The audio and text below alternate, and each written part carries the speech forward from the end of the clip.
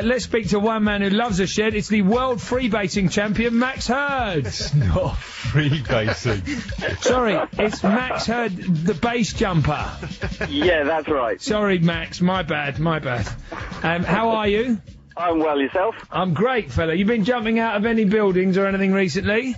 I was over in France at the weekend, jumping a few nice cliffs and some bridges there, and went over to Spain to jump a 1,000-foot cliff, Los Malos de Riglos, which is a really fantastic jump. It's my favourite. It's my favourite cliff to dive from. Yeah. Have you ever been down there when me and my mates there? When you lot are actually you lot are free jumping, basing stuff. Base jumping, and we just dive in. No, sorry, I've missed you there. Yeah, we dive in, double pike, backflip, into a couple of other moves. I don't even have names for this. Nice, so stylish. Yeah. So anyway, so this is a pretty mental thing you do. You just go around the world jumping off stuff. Yeah, that's right. I mean, base jumping is the sport of parachute jumping from tall things like cliffs and buildings rather than planes. You know, base is an acronym. It describes the four main objects of use. That's buildings, antennas, spans, meaning bridges, and earth for cliffs. Wow. Do you have time to do double pikes or anything like that, Max? Well, if you've got something tall enough, yeah. I do some nice layouts. It's nice to do what we call off-axis stuff, where you, rather than doing back loops or front loops, you're actually rotating off-axis, like kind of right shoulder to left knee. And, yeah, the world takes a very dizzying perspective from that point of view. So you go right shoulder, left knee. It's kind of like a really rubbish somersault. Yeah. If you're on the floor, do it deliberately, it's great fun. Doing a proper weird, roly-poly. So, it's like when your kind of dad says, yeah, I can show you how to do a forward roll, and he just kind of rolled sideways. Yeah? Yeah, kind of like that. But if you do it deliberately, it's much more fun and more in control. Okay, that's a trick to it. Is there a minimum height, Max, that I mean, you can't go lower than a certain height? I think you're going to say is there a minimum height for people jumping off stuff. Like, how tall are you, Max? I'm 6 foot tall. Really? Okay. And what's your minimum height to jump from? Well, basically, you can set up a parachute to open in a very short space of time. You can set up a parachute to open in less than 100 feet. You can also almost set it up so that you could parachute from a height where it would be safe to jump into water, for instance. Okay. But it doesn't give you much of a jump. It's all over in a couple of seconds. It's much more fun to go for something a little bit taller and have a couple of seconds in free fall. Why didn't you come down to our building, Western House, and jump off that? How tall is it? About 80 foot.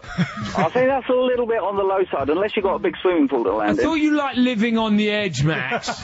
Yeah, but it's not recklessly. The whole point is that I managed to walk away at the end of the jump to do another one. Right. Do you tell us about the series that you're organising? Because you're trying to make base jumping sort of a mass spectator sport, aren't you? Yeah, well, basically, UK Pro Base, we're the public face of the sport in Britain now, and there's been lots of high-profile events around the world, but it's never really been done before in the UK. Now, we know our sport and the people in it and the way it is now, and we knew that if we approached it professionally, we could change that and get to jump some of the fantastic buildings and structures that we've got here in the UK. So what we've set up is UK Pro Base 2008 Who's the Daddy British Open Championship Series. Who's the daddy? Who's the daddy? Who is the daddy? Who's the world's best free baser? Base jumper. Base jumper. There isn't a technical kind of championships at the moment, so this is why we've set up this British Open Championship. So hang on, who's doing a sport where you don't know who the best one is? Well, it's an unregulated sport at the moment. Okay, but so in your gut... nobody's really run competitions, and nobody's ever run a series of competitions, and this is why we've got 3 events coming up through the summer. It sounds like a man who's sousering his way round a hole in the road. You know, in your gut, who the best guy in the world is right now. If you could... you know, come on, tell us his name. I'd be too modest to say myself. Really? Hang on a minute, what, you're the world's #1 free jumper? Base jumper.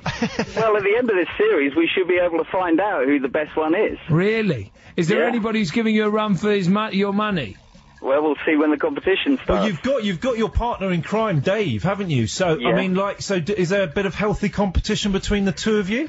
A little bit. I mean, basically, I'm a little bit better than Dave, basically. He's very, very, very good, but I'm just that little bit better than him. How long have you been doing it? I've been base jumping 12 years now. 450 base jumps under my belt. That's a lot of jumps. Mm-hmm. Huh? What about, can you do Canary Wharf? Is that a good one to do? That's number one on my wish list, to jump number one Canada Square, Canary Wharf. It's a beautiful object, iconic building, and it's got a perfect landing area right outside the front door. So what's the problem? You get a lot of buildings saying, no, you're not jumping off me. Well, yeah, this is the thing. We've just got to convince people that we can do this, and we can do this in make it a safe environment. For instance, we jumped a roller coaster at Thorpe Park a few weeks ago, and they've got one of the sharpest health and safety regimes in the industry. So to be accepted at corporate level and satisfy them with our risk assessments and method statements, insurance and operations manual, was a big step in the right direction. As far as I'm concerned, if you're getting a stamp on the backside from Thorpe Park, that should be enough for anybody. Well, that's what we'd like to think, and like I say, Canada Square, Here we come. That's on our list. What about that French guy, you know, the nutter who climbs up buildings all the time with no ropes and stuff? Yeah. Why don't you try and get him on the firm? He'd be fantastic. You just like you said, why don't we do this? And He'll go up and you go down. Exactly. Yeah, I mean, you can get him to carry you up. I don't see the point of climbing a tall building unless you're going to jump off the top of it. Precisely. Yeah. Yeah. Yeah. Let's get the French geezer on, tell him that. Yeah, he'd love to climb that building. He probably has climbed that building. It wouldn't surprise me. It's been an absolute pleasure talking to you, Max Hurd. I, for one, am a little bit more interested in freebasing now. I don't know about you guys at home, but I'd love to. When's the competition kicking off? When are you going to be crowned the world's number one? We've got round one, Bedford River Festival in its 30th year now, 12th and 13th of July. Round two is Airborne, the massive Eastbourne Air Show, 14th and 17th of August.